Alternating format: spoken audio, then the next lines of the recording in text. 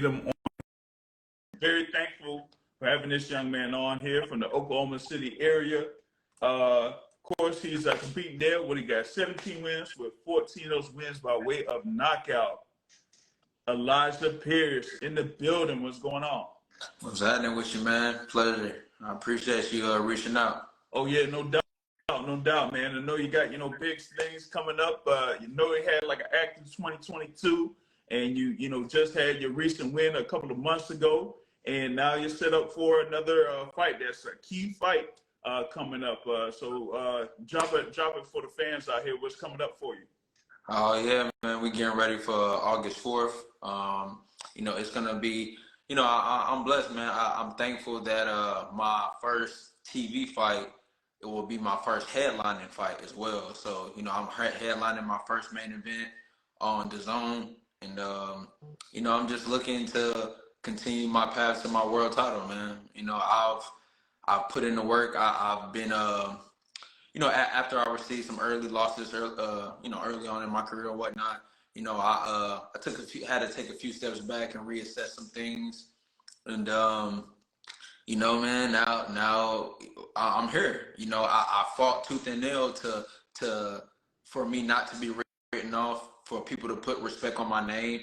And a lot of people just don't ultimately know the story of which I come. You know what I'm saying? Like I've always was a top rated amateur. I was ranked top 3 and 2 in 2 weight classes at 123 and 132 back in the amateurs. I was the first fighter from Oklahoma to make the Olympic trials.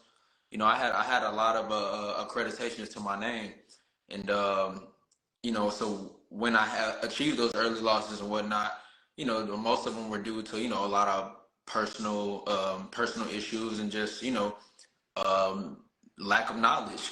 I was fighting up. I was fighting at 130, 135, even 140 in the early part of my career, and I walk around 144, 145.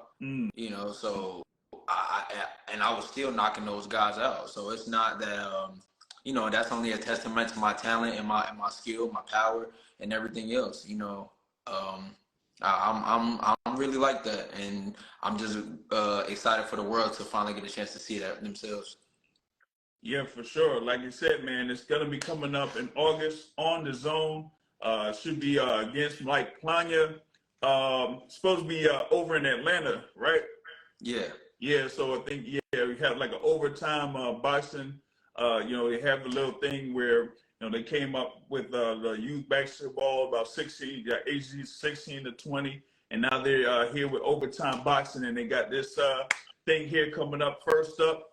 And you're right there in the scene, main event against Mike Plania, man. And, Mike Plania is very notable there within that division. He's had a couple of key wins. So I know that is a, good test for you. But you just had your big win against Jermaine Williams, too. So, like I said, you're like right back at it with the winning streak after those couple of early losses that you were talking about.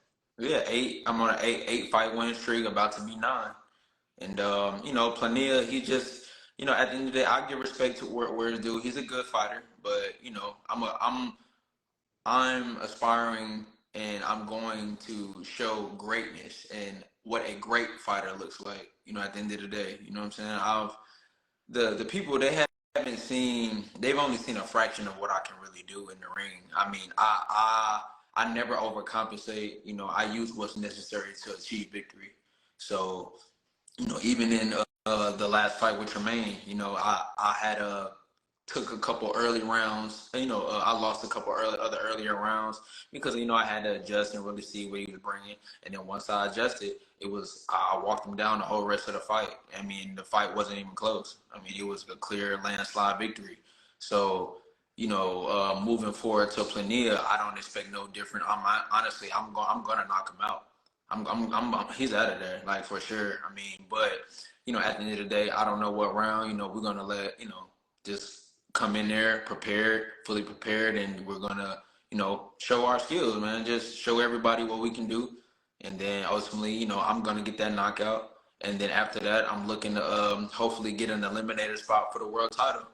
I feel like that's what's next for me. I'm at the top of the rankings now. I'm starting. I'm finally etching my place in there. top 10, 15 in the world now. You know, number two on BoxRec right now in the United States. So I think, you know, it's time for me to get my opportunity, man. I didn't, like I said, I didn't put in the work. I put in the work. I've sacrificed.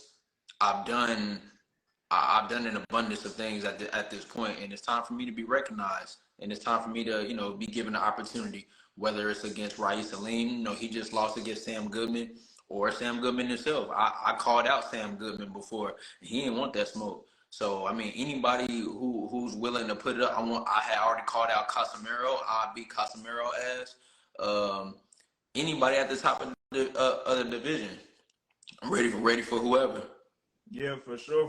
For sure. Like you had pointed out, you had the thing there with Sam Goodman and Raif Salim. Raif Salim, you know, up until that fight was like one of the top rated contenders out there in 122. I think he was like number one in the WBO or WBC or something like that before that fight against Sam Goodman. And then, you know, he had his, you know, his loss there to Goodman. But, you know, that goes to show like what's going down there at 122. It's like anybody's out there that, you know, has, you know, they got to be, you know, they got to be on alert. You know what I'm saying? But you know, like you say, you stay prepared, and as long as you stay prepared, it really doesn't matter what the opponent does. You gonna be right there ready for them. Like in your last fight, you said, "Hey, you know what? I got a few rounds. I'll see what, you know, Tremaine's gonna do." But after that, I'm like, man, this ain't easy, man. I'm gonna blow him out. Yeah, I mean, you know, obviously I'm known as the Wolf, the WXXLF, but my sub, you know, my sub name, I'm the home record, man. You feel me? It's never been a thing, a problem for me to go to another person's hometown and whoop that ass. I mean, that's just once again another testament to my pedigree and who I am. Like I said, it's never a thing for me. Like I said, you put them in front of me, they out of there. Especially in the 122-pound division, I'm going to be king of 122. Like that's a fact. I mean, I'm calling it now. I'm telling you, telling whoever's in here listening. Like I said, I'm going to be the 122-pound world champion. Whether I got to get through Inoue, Fulton, whoever it needs to be. Like I said, none of these guys are going to be able to deal with me. Like I said, I'm too multifaceted, and I'm hungry, and people are going to see, like, it's not that I'm just a good fighter as well. Like, that's not really the thing that solidifies me in the ring. It's not that I'm just a good fighter. It's the fact that you're not only fighting a great fighter, you're also fighting the pain that I've experienced in life. I went through an immense amount of pain the last couple of years. I can't lie. Like I said, I went through divorce. I went through, you know, monetary problems. I went through, I mean, just social, just a lot of stuff. But at the end of the day, I'm still here. I'm still fighting, and anything that gets in my way, they get ate. Point blank, period. Hey, like you said, you're hungry, but you went through a lot, and you said divorce. That man, that right there is pretty much all you need to say, man. I know that is, you know, some crazy stuff, but you know, you said that you're hungry. You've also been active. You know, since the beginning of 2022, it's pretty much been like 6 fights since you've had. You know, since the beginning of 2022. Yeah. You know, what is it to, like, you know, go in there, you know, have a fight, and then you pretty much get back into the gym. You know, just staying in you know, good shape. You know, get ready for the next fight that comes up. Like when you get the call, you're like, hey, you know what? Let's go. I'm ready. Yeah. I mean, I've literally, like, ever since, really, and like I said, I owe a great deal to my manager, Tryfon Petrov, and my stepfather, Jesse Tanksley. Like I said, man, they've done a tremendous job, you know. And then also, you know, eventually when I signed with my promoter, Tony Jeter, he was also another, you know, helpful piece. And so, you know, my team, man, like I have a great ass team, and they ended up resurrecting my career. Like I said, I was written off. They tried to write me off. They tried to act like I wasn't shit. They tried to act like, you know, just because I had those 2 early losses when I'm fighting bigger dudes and everything else, and going through, like I said, relationship problems and everything else, just like a normal human would, you know. But, you know, and at the end of the day, it's no excuse, you know, because you have to be whole in that ring, and that, you know, that's just that's the game. But, you know, the fact of me being written off for it, though, that was the part I took disrespect to. So at the end of the day, I've always had a chip on my shoulder. really against the world. I'm like whoever, and I take that same attitude with me everywhere I go. It's like either you with me or you against me. If you against me, fuck you. If you with me, I love you. And it's just straight like that. Yeah, for sure. Man, it's like, yo, if you against me, man, you can ride on out. But if you with me, then yo, just roll with me.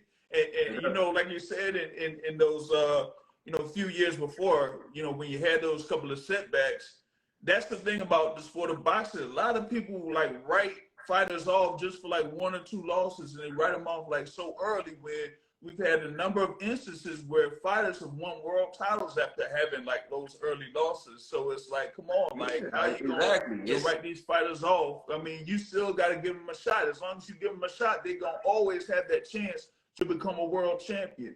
And you see here right now with you, you're getting that groove back and everything like that. And know like 2019, and of course what happened in 2020. So it was like an extended layoff of sorts. So once you got back in 2021, and then 2022, you just shot up and just, you know, took out all those opponents. And here you are in this position to get a little bit closer to getting that world title shot. But first, you got to handle business there in August against Mike Plania. Absolutely.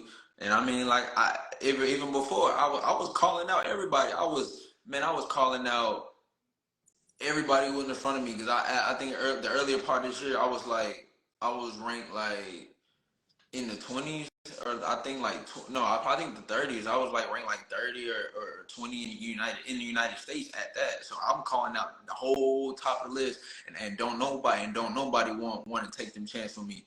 And so, you know, I give respect to Tremaine for, you know, stepping up, and he took it, you know, for taking that fight when he really didn't have to. But, you know what I'm saying? And that's what it is though, man. Like these guys, they so scary. Like, I mean, it's a lot of notable names who out there who got fear in their heart for real. And I got their hearts in my garage. Shit, cause they man, like, I don't know, at the end of the day, like I said, I'm here. I'm on the hunt. The hunt continues. And that world title is imminent. Like it's coming. Yeah, I believe that I can be world champion by the early part of next year for sure. Word. And like you said, man, you know, you're coming out of there, Oklahoma City, or you know, just residing just a little bit outside Oklahoma City. You're like, you know, one of the very few fighters that have came out from that area to, you know, get to this point. Like, what is it to like have that, you know, on your shoulder? I know that they, you know, have like a couple of fighters out there. Sometimes they have fight cards out there in the Oklahoma City area, or, you know, over by, what is it, Shawnee, Oklahoma, something like that. Mm-hmm. So what is it that kind of like have that as what I would say, like your what claim to fame or something like that, as far as like representing the city, Oklahoma City, and representing the state of Oklahoma as a professional fighter?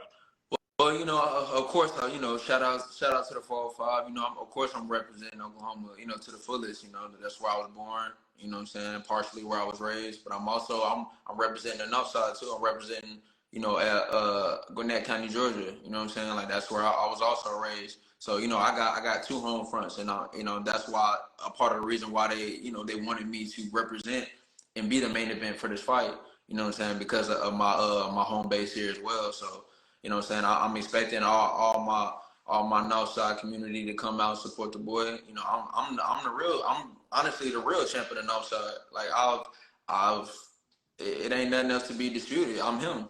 Like I said, ain't nobody around here fucking with me. I've been that dude. I didn't put the work in. Like I said, ain't nobody else around here making it to no trials, none of that. It's only me and a couple of my homies from out here that's actually really put in that work.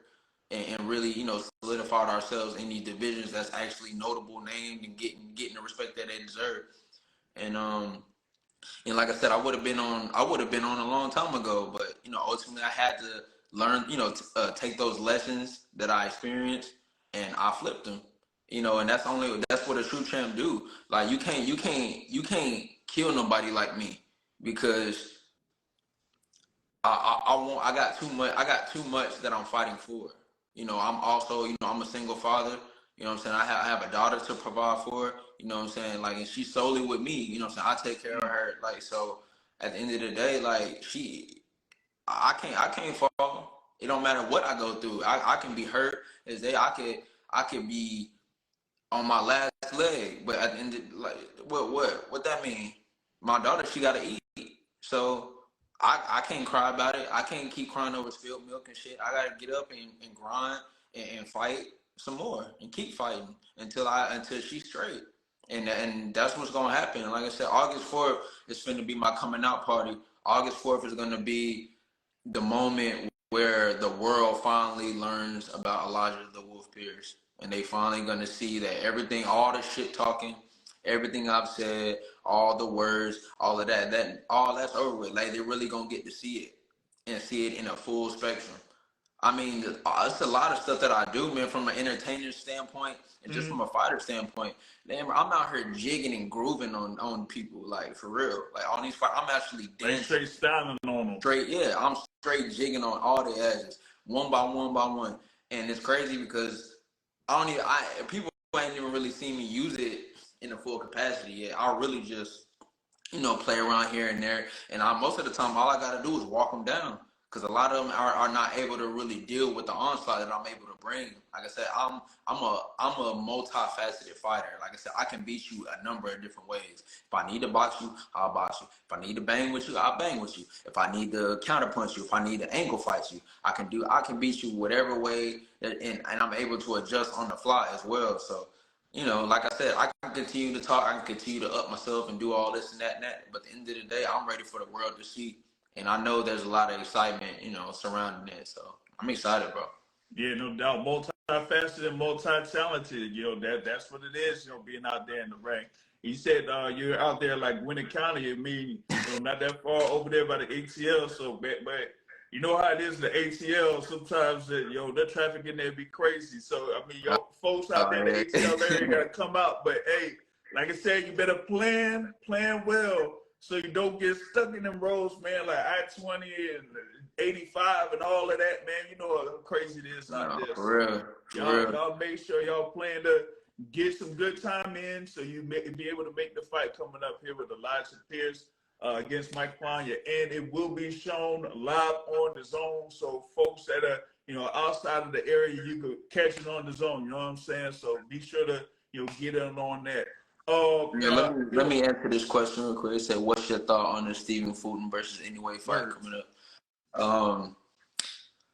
I ain't gonna lie. I mean, of course I'm gonna watch them. I'm gonna make sure to stay tuned just because of the after effects of what could happen with me. They got 2 titles that they fighting for. So, unified titles they fighting for. So obviously I want them. So whoever wins, I'm on their ass.